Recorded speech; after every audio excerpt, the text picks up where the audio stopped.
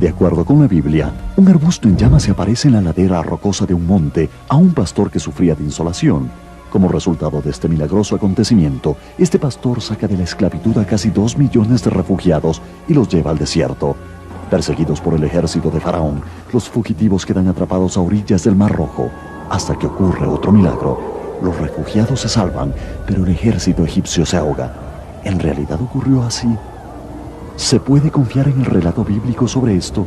¿Fue un milagro o un espejismo? La idea de que cientos de miles de israelitas cruzaron el Mar Rojo es una locura.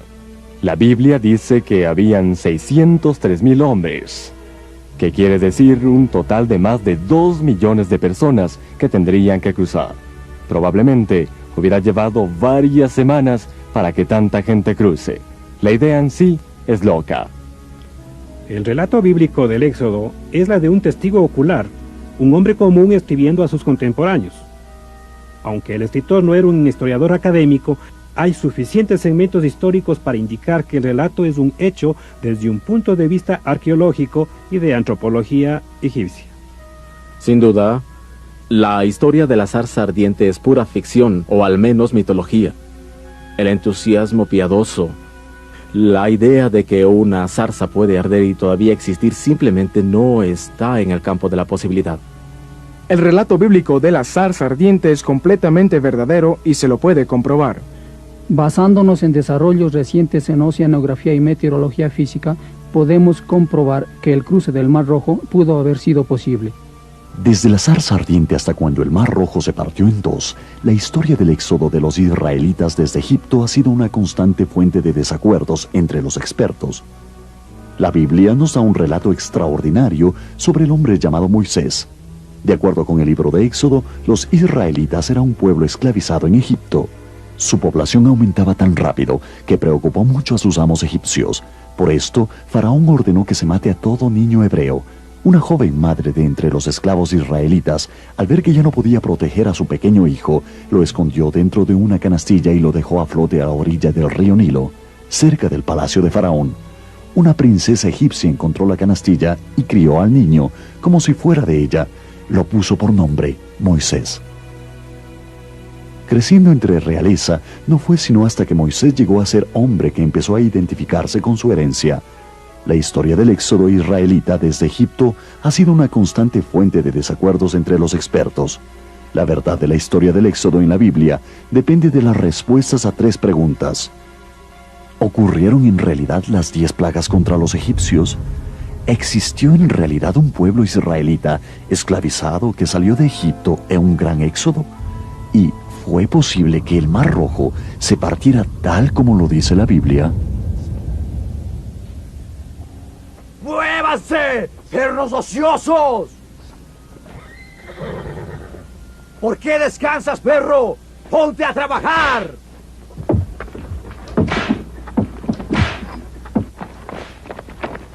Moisés empezó a interesarse más profunda y sinceramente por su pueblo. ¡Perro! Cuando vio el maltrato que recibían, su cólera y resentimiento empezó a crecer contra los egipcios. ¡Detente, capataz! ¿Por qué azotan a ese hombre? ¿Hombres? ¡Esos no son hombres, mi señor! Son perros y vagos y el azote es lo único que entienden. ¡Ponte a trabajar! ¡Detente!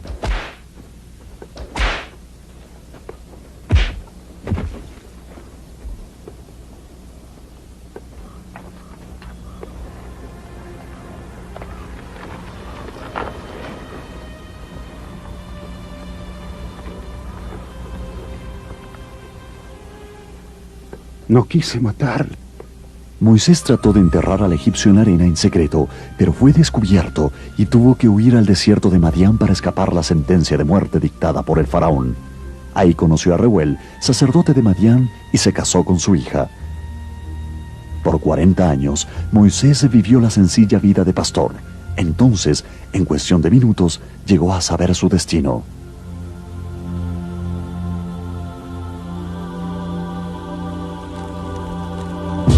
Yo soy el Dios de Abraham, de Isaac y de Jacob. He visto cómo sufre mi pueblo esclavizado en Egipto. Tú, Moisés, Irás al sur para sacar a mi pueblo de su esclavitud en Egipto. ¿Quién soy yo para sacar a los israelitas de Egipto? ¿Por qué habría de escucharme, Faraón? No temas, porque yo estaré contigo. Toma a tu hermano Aarón y vayan ya. La historia de Moisés y la zarza ardiente es una de las más memorables en la Biblia y ciertamente una de las más controversiales.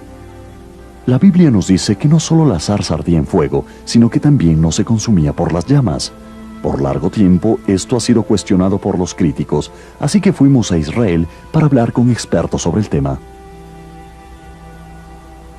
Al pie del monte Sinaí se encuentra el monasterio de Santa Catalina.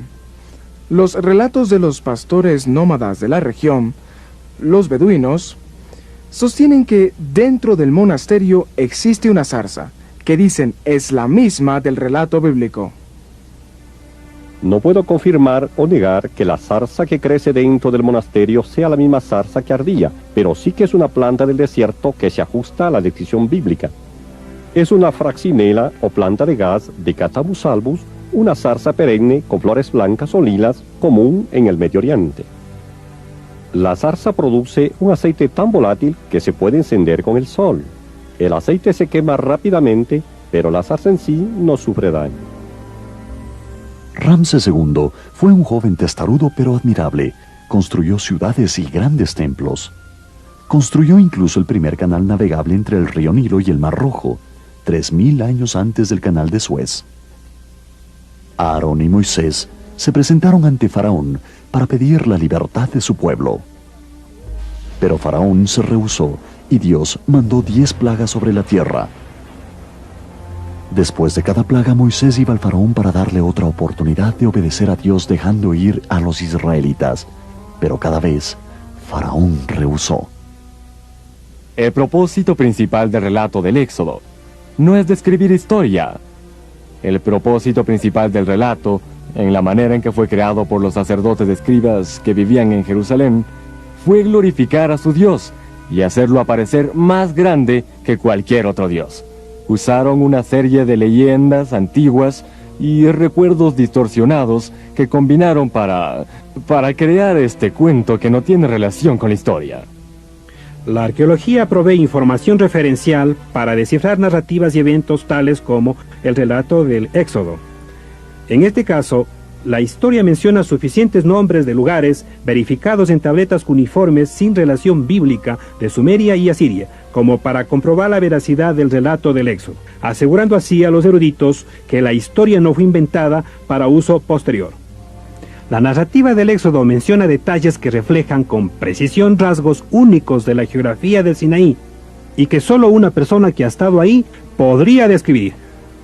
Existe un papiro antiguo egipcio conocido como el papiro Ipo-Ware que relata en primera persona la experiencia de la plaga de sangre, la plaga en el ganado, la peste, el extraño fenómeno del fuego y granizo, la plaga contra los primogénitos, la extraña oscuridad, todos los eventos que anteriormente pensábamos que se mencionaban solo en la Biblia, ahora los encontramos en archivos egipcios.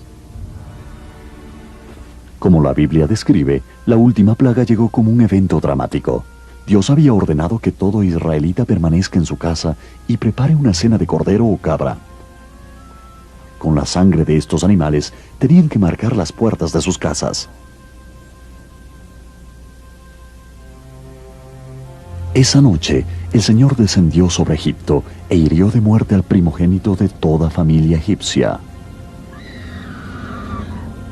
La última plaga fue la más terrible. Faraón perdió a su hijo querido. Ya no podía resistir. Mandó que dejaran en libertad a los israelitas. Estos debían salir completamente de la región del Nilo. La Biblia dice que Dios puso una columna de nube durante el día y una de fuego en la noche para guiar a los israelitas por el desierto. De acuerdo con la Biblia, Dios ordenó a Moisés a que acampara entre Migdol y el mar. Su destino final sería la tierra de Canaán. Pero Faraón pronto cambió de parecer y en venganza mandó a su ejército tras los israelitas.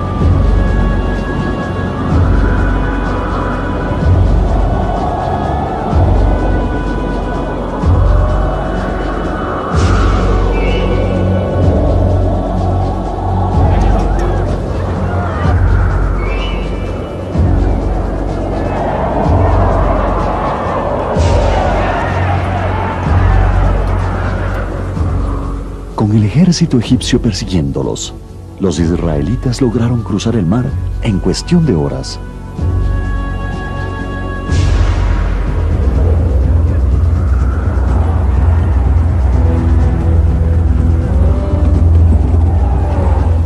El ejército de Faraón, con cientos de carros y miles de soldados, siguió a los israelitas entrando al mar.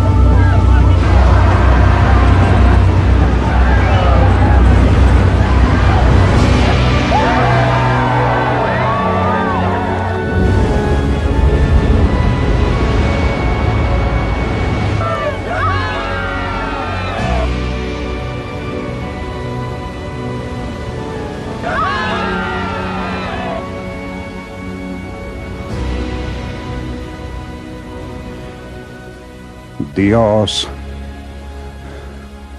hágase tu voluntad. Algunos críticos dudan de que en realidad Moisés y los israelitas cruzaron el Mar Rojo. Otros no creen nada del Éxodo, pero recientemente se ha descubierto cierta notable evidencia. En un intento por rastrear el episodio del Éxodo y la migración de los israelitas a la tierra de Canaán, buscamos ciertas piezas distintivas de alfarería. Una de esas piezas es este hermoso envase preciosamente pintado. Evidentemente la misma forma indicaba qué producto tenía dentro. Viene de Chipre, pero es importante para fechar los otros materiales que encontramos en relación con los israelitas. Otra pieza que tenemos es esta jarra filistea para cerveza. A los filisteos les encantaba tomar cerveza. Se fermentaba directamente en la jarra y pueden ver que se cernía al verterla al vaso para beber. Los israelitas copiaron la cerámica filistea, que era laboriosamente pintada, y todo lo que lograron fue una muy pobre imitación, de modo que al hacer una excavación, siempre podemos decir si los israelitas han estado ahí. Diariamente se excavan más y más piezas que sirven de evidencia para mostrar que los israelitas entraron en un gran éxodo y se establecieron en la tierra de Canaán. Una de las preguntas interesantes que Emanuel Anati ha resuelto en su investigación, y él es uno de los principales arqueólogos del Sinaí, es la pregunta: ¿qué hicieron los israelitas durante los 40 años que vagaron por el desierto? El doctor Anati ha descubierto unas 30.000 inscripciones en roca, las cuales él fechó con el periodo del Éxodo, y cree que fueron hechas por los israelitas durante su larga travesía en el desierto. En varios sitios arqueológicos se están descubriendo nuevos elementos, tales como raros objetos de cerámica y dibujos en rocas, que son evidencia clara de que el éxodo en realidad ocurrió. Pero aun cuando la validez del éxodo se compruebe científicamente, la controversia de la división del Mar Rojo se acalora más. La idea de que el Mar Rojo se haya partido en dos paredes de agua, como se ha visto en las películas de Hollywood de Cecil B. DeMille, simplemente no es creíble. En este lugar, en 1799, los ingenieros de Napoleón descubrieron debajo del agua una cordillera que tiene unos 200 metros de ancho y que se extiende de orilla a orilla. Sus ingenieros calcularon que el tiempo preciso para cruzar la franja de 8,5 kilómetros era el viento del este, que soplaba con suficiente fuerza como para desalojar el agua. Napoleón, sin embargo, a duras penas logró salir con vida cuando un repentino cambio en la dirección del viento nuevamente cubrió la cordillera con agua en cuestión de minutos. Recientemente el profesor Doran Noff de la Universidad Estatal de Florida y el doctor Norman Paldor de Israel revelaron a la prensa mundial sus descubrimientos sobre la división del Mar Rojo. Al doctor Paldor y yo no nos interesaba saber si en realidad los israelitas cruzaron el Mar Rojo o no, pero nos intrigaba la posibilidad de que tal vez hubiera una explicación para un proceso similar. Así que lo que hicimos fue desarrollar lo que en oceanografía física llamamos un modelo matemático de la parte del Mar Rojo, donde mucha gente cree que el cruce pudo haber ocurrido. Bien, aquí tenemos un modelo físico del Mar Rojo. La parte profunda representa el cuerpo principal del Mar Rojo, con una profundidad de entre 600 a 900 metros. Y la parte menos profunda, donde el fondo se inclina, representa el Golfo de Suez. Es menos profunda, como ya dije antes. La profundidad promedio del Golfo de Suez es unos 30 metros por varios cientos kilómetros de largo. Bien, también hay otro elemento que tenemos aquí. Hemos añadido una cordillera artificial que pueden ver aquí, y la profundidad del agua sobre esta cordillera artificial es solo de unos 3 metros.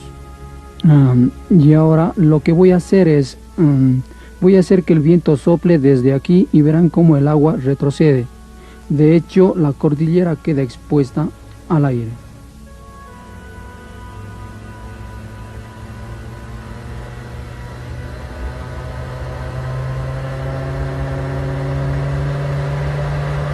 Y bien, ahora pueden ver que casi toda el agua a la izquierda de la cordillera retrocede. Todavía queda un poco de agua ahí, pero hay una parte completamente expuesta al aire aquí. ¿Lo ven? La idea es que los israelitas cruzaron esta parte de la cordillera que estaba expuesta y podían ver el agua a ambos lados. Por eso vieron agua al lado izquierdo y al lado derecho de la cordillera. Y ahora voy a apagar el viento. Lo voy a hacer de repente para que vean cómo el agua regresa. Veamos. Por supuesto, lo que pasa después es que cuando el viento se calma, el agua quiere regresar al lugar donde estaba antes. Esto lo hace mediante una ola de gravedad que se mueve a una velocidad que calculamos ser unos 5 metros por segundo. Por supuesto, nadie puede escapar esa velocidad. Los oceanógrafos han demostrado científicamente cómo los israelitas pudieron haber cruzado el Mar Rojo al escapar de los egipcios que los perseguían. La cobertura internacional que la prensa dio a los descubrimientos en Nof y Paldor no dejan duda que los israelitas pudieron haber cruzado el Mar Rojo exactamente en la manera descrita en la Biblia.